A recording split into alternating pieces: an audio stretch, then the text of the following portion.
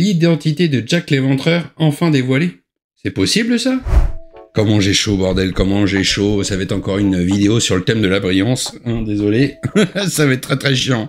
Comment je suis content de vous retrouver. Alors, ça a été ces vacances? Vous avez bien profité de l'été? Vous êtes prêts à reprendre une activité normale? Ah, je sais, j'entends tout de suite vos « Oh ta gueule, rien que de reprendre le taf ou l'école, ça me déprime ». Bah écoutez, fallait pas partir, hein, qu'est-ce que vous voulez que je vous dise? Salut mes anglo-saxos des enquêtos. Moi, figurez-vous que j'aime bien la rentrée. Oui, au risque d'être pris pour un chelou, j'aime bien retrouver mon chez-moi, mes amis, ma famille, mes petites habitudes, quoi. Et puis la rentrée, c'est signe aussi de changement, de renouveau. Quoi? J'ai toujours le même décor, c'est ça? Vous pensez que je ne vous ai pas concocté une petite surprise pour la rentrée?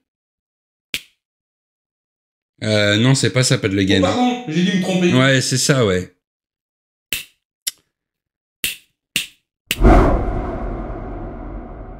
C'est lors de cette première nuit que plusieurs légionnaires affectés à la garde de nuit firent part d'étranges cris venant des pics rocheux aux alentours. Des cris stridents...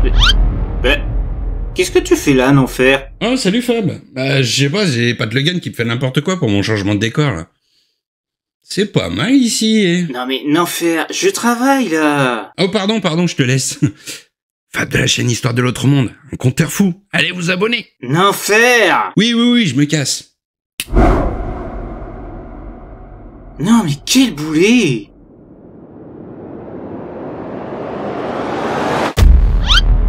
C'est pas stylé, franchement. J'ai voulu créer une ambiance années 80 en restant dans le thème de ma chaîne, bien sûr. On va du Ghostbuster à droite à du Stranger Things à gauche. Une petite touche d'aventurier au milieu avec le sac, la carte et le vélo, et tout plein d'objets qui rappellent pour moi ces merveilleuses années qui étaient les années 80. Et c'est pas tout, car aujourd'hui vous êtes sur la première vidéo d'une longue série de Sauf que. Alors une vidéo de Sauf que, qu'est-ce que c'est? C'est une vidéo qui va revenir sur des faits avec à chaque fois un rebondissement à la fin, au moment où je dirais Sauf que. Vous avez compris le délire, quoi. Et pour mieux comprendre le principe, quoi de mieux que de commencer la toute première vidéo de Sauf que pour vous montrer l'idée. Avec en vedette, Jack l'Éventreur, un des meurtriers le plus mystérieux et insaisissable que l'histoire ait connu.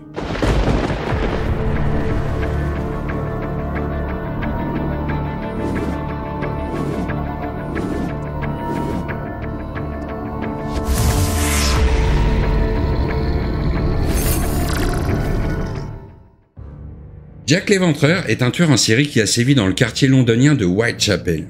Il a inspiré beaucoup d'œuvres de fiction, mais connaissez-vous réellement son histoire? Le nom de Jack l'Éventreur est apparu pour la première fois dans la lettre Dear Boss, reçue le 27 septembre 1888 par l'agence de presse Central News de Londres, alors que des meurtres atroces secouaient le district de Whitechapel.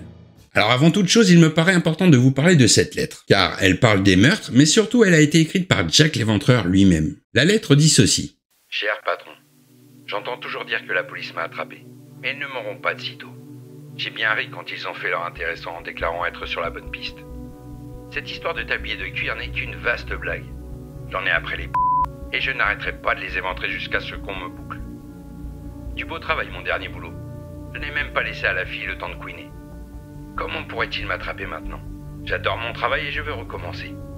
Vous entendrez bientôt parler de moi et de mes amusants petits jeux. J'ai gardé un petit peu de liquide rouge dans une bouteille de bière lors de mon dernier boulot. Enfin, afin de pouvoir écrire avec. Mais c'est devenu épais comme de la colle, et je ne peux pas l'utiliser. L'encre rouge fera l'affaire, je pense.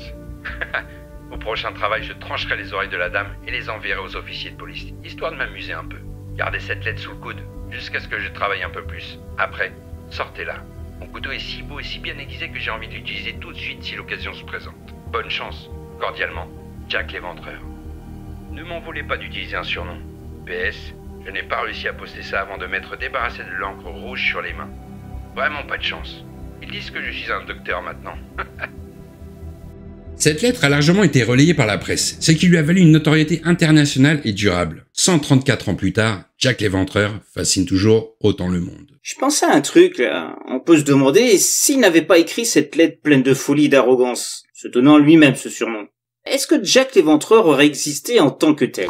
Ah bah, t'es toujours là, Fab? Bah, disons qu'au vu de ton arrivée catastrophique sur ma chaîne, j'ai pas d'autre choix que de tout refaire. Alors je me suis dit, en attendant, pourquoi pas venir faire un retour sur la tienne? Ah bah super, bienvenue alors. Et tout est de la faute de Pat Le Guen. Je te l'enverrai pour faire ton montage histoire de te dédommager.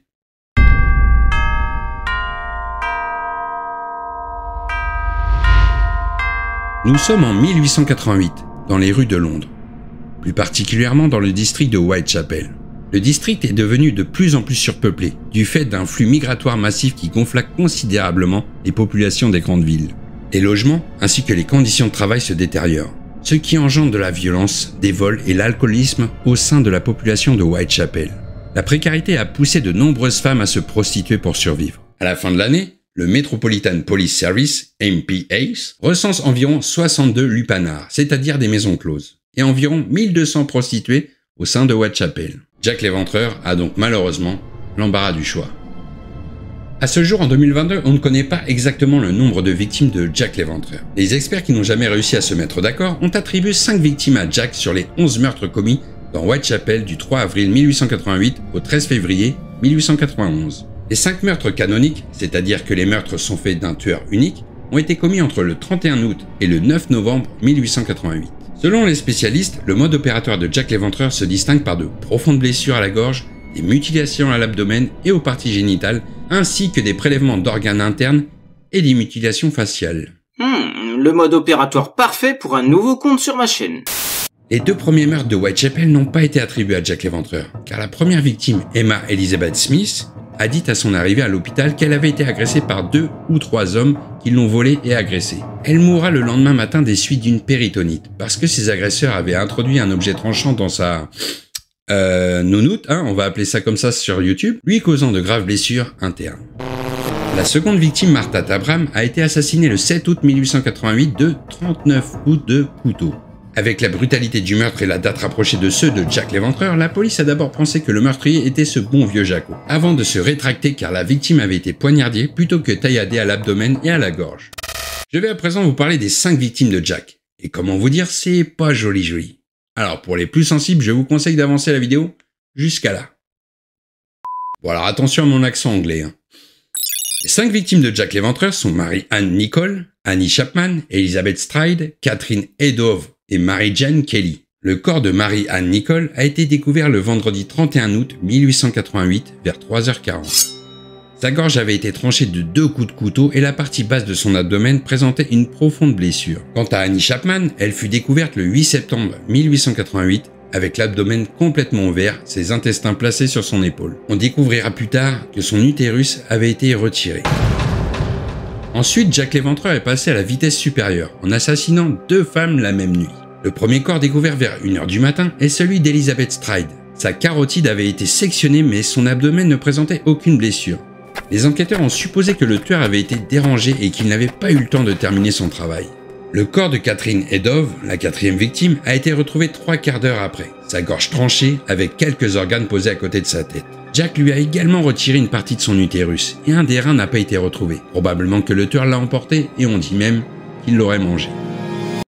Vous l'avez compris, plus les meurtres passaient, plus le tueur allait loin dans les mutilations faites à ses victimes. Et Mary-Jane Kelly allait en subir les conséquences.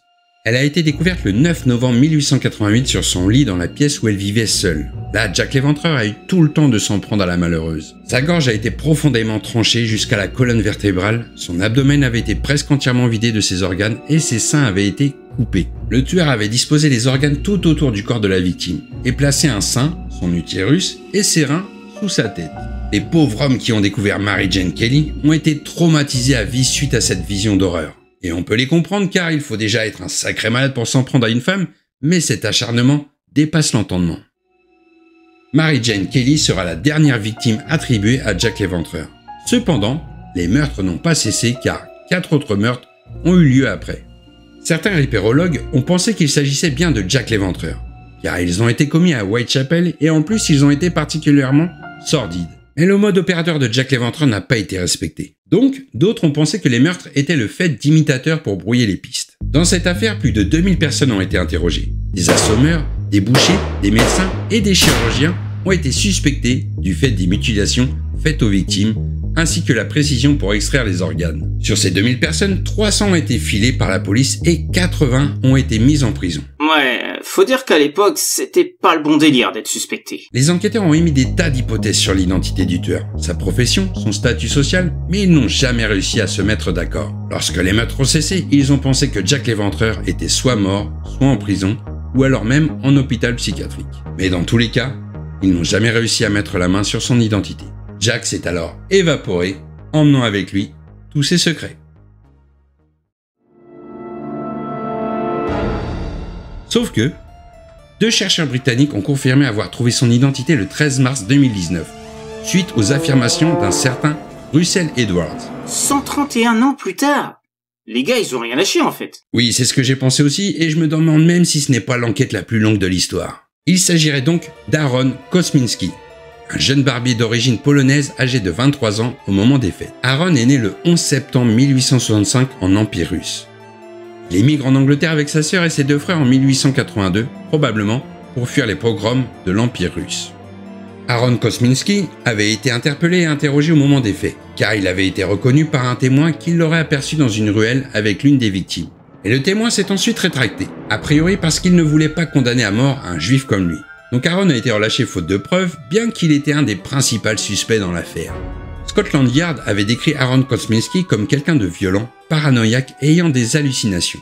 Mais du coup, comment est-ce que Jack l'Éventreur a été identifié 131 ans après les meurtres? Eh bien, je vais te le dire, mon petit vieux. Cette information a été révélée au public par le Daily Mail du 6 septembre 2014, suite aux révélations de Russell Edwards, un homme d'affaires et enquêteur amateur, qui affirme avoir trouvé l'identité de Jack l'Éventreur grâce à l'ADN présent sur le châle. Russell Edwards avait remarqué le châle en vente en 2007, réputé pour avoir été trouvé près du corps de Catherine Edwove, la 4e victime. Il décide de l'acheter après s'être assuré de son authenticité auprès du vendeur, qui lui confirme que le châle est dans sa famille depuis 126 ans. Il se dit que le châle devait appartenir au tueur car Catherine Edwove était trop pauvre pour s'acheter un châle de cette qualité. Très vite, Russell Edwards est intrigué par le motif du châle, qui représente des petites fleurs. Il se rend compte que c'est des petites marguerites, symbole de la fête de Saint-Michel. Il fait des recherches et il remarque que cette fête chrétienne se déroule le 8 novembre chez les orthodoxes et le 29 septembre chez les autres chrétiens, soit les jours des meurtres de Mary Jane Kelly, d'Elizabeth Stride et de Catherine Edwove. Russell Edwards pense donc que Jack l'Éventreur a délibérément laissé le châle sur Catherine Edwove comme indice pour son prochain meurtre. Les chercheurs se sont donc basés sur ce châle de soie retrouvé sur Catherine Edwove, la 4e victime. L'ADN avait déjà été consulté à plusieurs reprises, accusant à chaque fois une personne différente. Après analyse, ils ont découvert qu'il restait des traces de sang et de sperme sur le châle. Donc ils ont procédé à des tests génétiques sur les descendants connus du principal suspect de l'époque qui n'était autre qu'Aaron Kosminski. Le châle a été acquis aux enchères par Russell Edwards en 2007. Mais il ne faisait pas partie des pièces enregistrées de l'époque, car le sergent Amos Simpson l'aurait dérobé pour l'offrir à sa femme couturière qui l'aurait rangé dans un tiroir sans jamais le porter. Selon le dire de l'ancien propriétaire du châle, il serait passé de génération en génération sans que personne n'y touche, le préservant ainsi de toute contamination. Enfin, en 126 ans, ça paraît peu probable tout de même. Donc, lorsqu'ils ont comparé l'ADN sur ce châle avec celui des descendants d'Aaron, ça a matché. Jack l'Éventreur était donc Aaron Kosminski, le barbier de Whitechapel.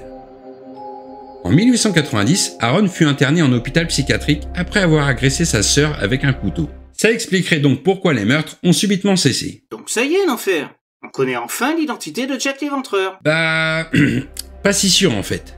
On dit que toutes les données collectées soutiennent l'hypothèse selon laquelle le châle porte bien le matériel biologique de Catherine Edwove et que les séquences d'ADN mitochondrial obtenues à partir des taches de sperme correspondent aux séquences de l'un des principaux suspects de la police de l'époque, Aaron Kosminski. Cependant, certains scientifiques et ripérologues remettent en question l'authenticité du châle qui a été acquis aux enchères en 2007 ainsi que la méthode d'analyse ADN. Selon l'historien Rumbelow, le sergent Amos Simpson n'a pas pu voler le châle car il était en fonction en dehors de Londres à ce moment-là. De plus, le ripérologue Trevor Marriott souligne que les tests demandés par la maison d'enchères datant la fabrication du châle à l'époque édouardienne et non victorienne. C'est-à-dire qu'il date de début 1900, soit 12 ans après les meurtres de Whitechapel qui ont eu lieu en 1888.